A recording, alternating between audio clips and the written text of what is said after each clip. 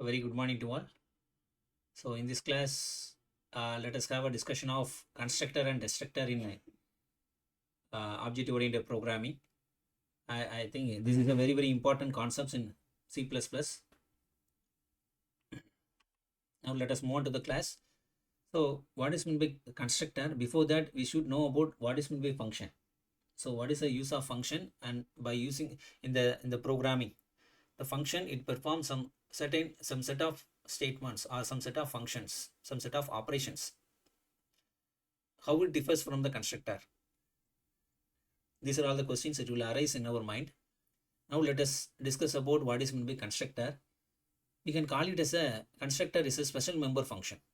So the why we have called it as a special member function, it means that while the object is created from your main class, the constructor will be automatically invoked, and usually the constructor we are using for the variable initialization, and here there is no return type is there, so it won't be declared as a virtual. And whenever the object is created, the special member functions will be executed automatically. Okay, some of the syntax rules we are for writing the constructor functions, they have listed out. So constructor must be the same as that of the class name. Class name as well as constructor name should be similar, and there is no return type for that. It does not return any value, and like normal member functions, it can also declared inside the class and defined outside the class. So the constructor may be defined inside and outside the class. So in the upcoming slides, let us discuss along with one program how the constructor is initialized within the class and outside of the class. Yes, this is a program for constructor within the class. So I hope everyone can understand that is we are using one class. The name of the class is student, and we are declaring some variable, roll number, name, and fees, and we are using one constructor. We have declared one constructor. The name of the constructor is student, as like your class name, that's a student. Without, we have not passed any other arguments to the constructor. That is the next upcoming slide. Let us discuss about the parameterized constructor. As like our ordinary function, we can also pass some values or arguments to the constructor. So here what we are doing is, within the constructor, we are just getting the value of roll number, name, and fees from the user. Now let us move from the, as you know that all the program execution will start from the main function. So here we are going to create the object for a class. So in the next, in another one more presentation, let us have a discussion of what is meant by class and what is meant by object, and which are all the various kind of object-oriented programming concepts are available. So let us have a discussion in a separate presentation. So here this is the class student, and the name of the object is yes. So while that particular statement is invoked, the corresponding constructor will be executed automatically. But usually if we are using the function, we have to call that function. That is by using the object s dot function name. If we are mentioned, then the function will be executed. But in the constructor, while we have created the object itself, the corresponding statements within the constructor we have given will be executed. And by using that object, we are displaying that function s dot display. That is, we are displaying the value what we have received from the user.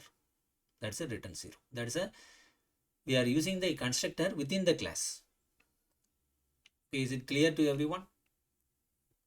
I hope everyone can understand. Now let us move on to the next constructor outside the class. How we are, if the constructor is invoked, is created outside the class, how we are going to invoke that constructor.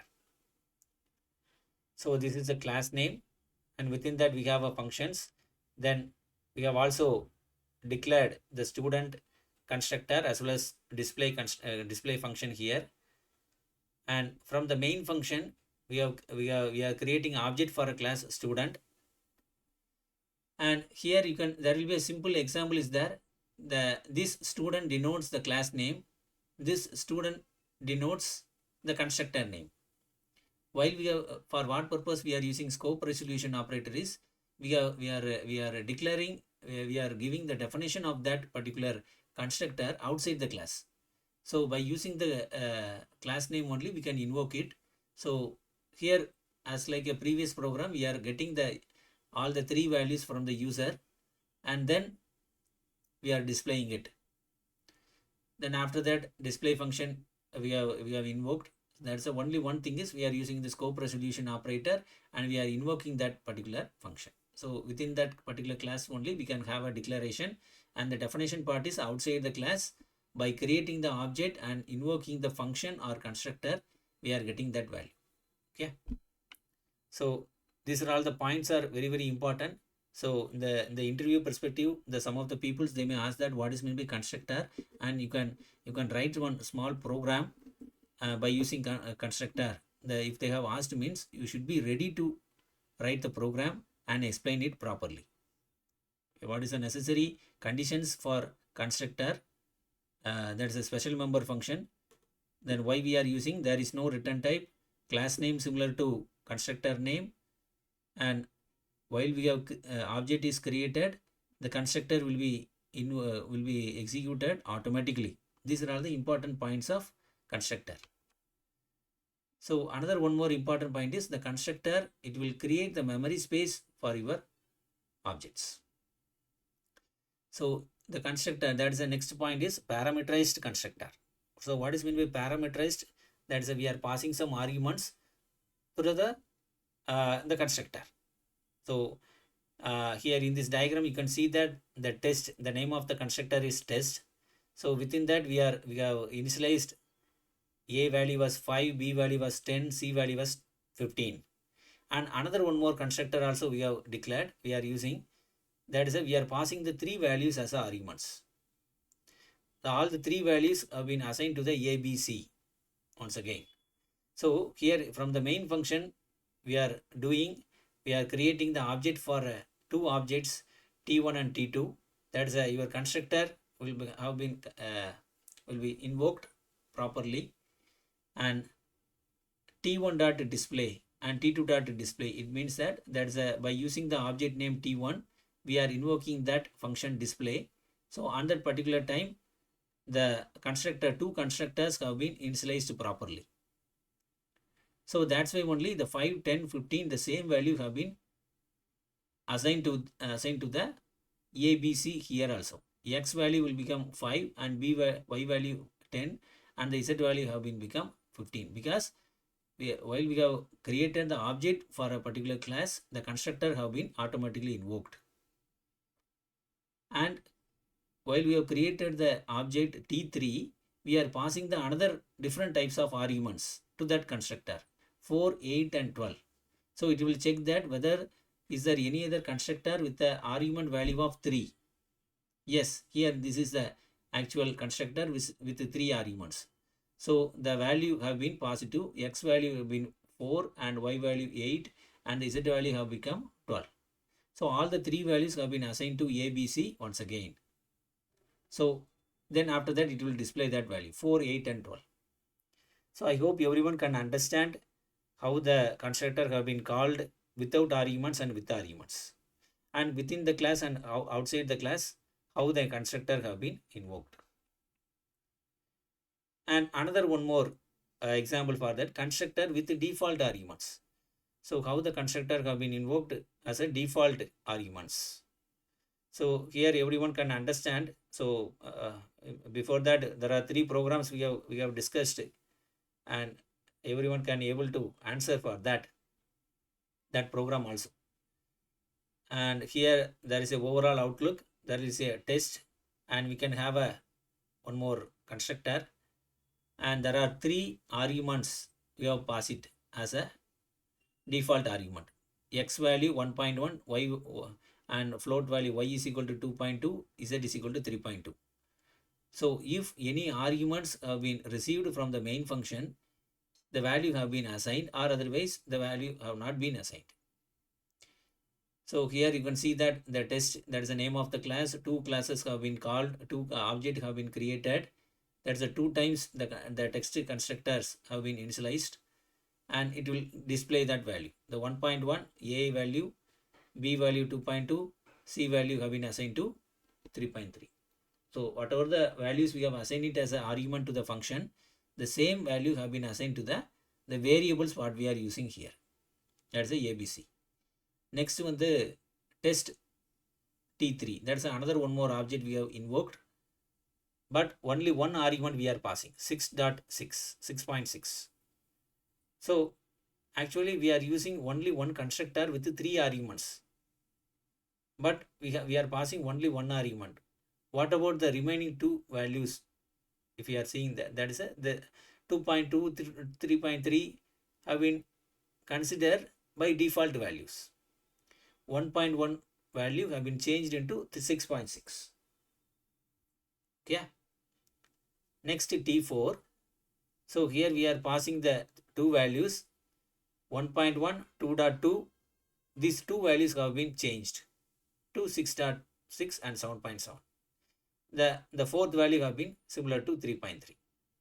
And the fifth object we have created for the constructor, we are passing 3 arguments.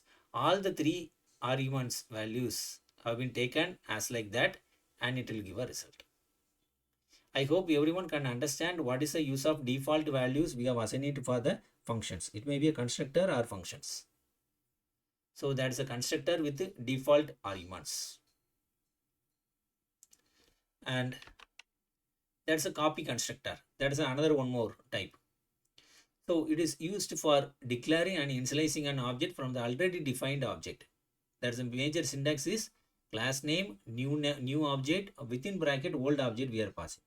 So so far that we have discussed that we are passing only the values, but here we are passing the object as one of the argument to the constructor.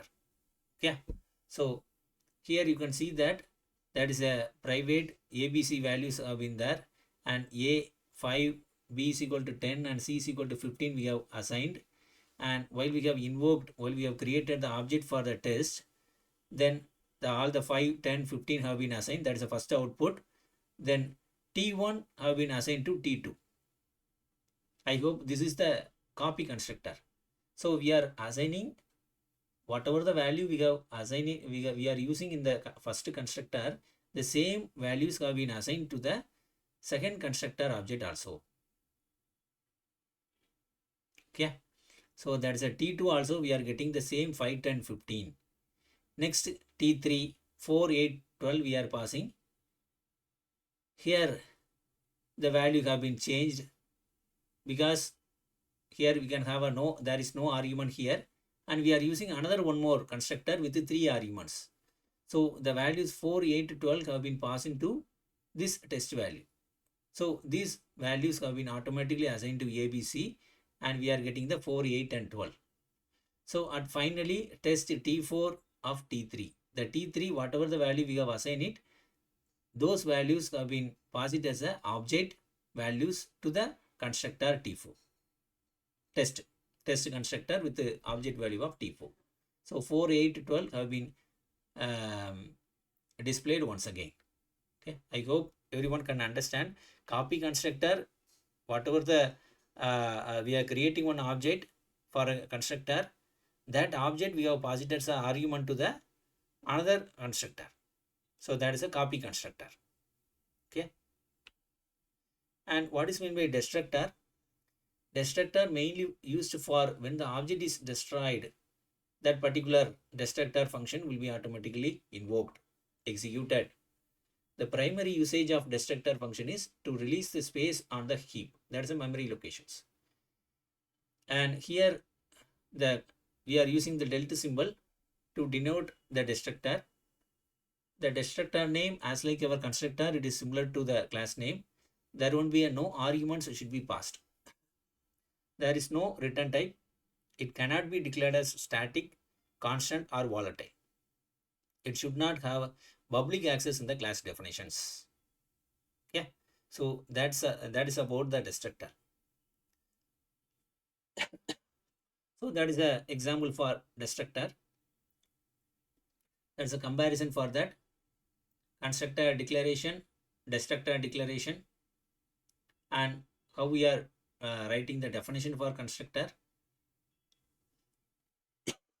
destructor definitions, sorry, and the objects are destroyed in the reverse order of creations.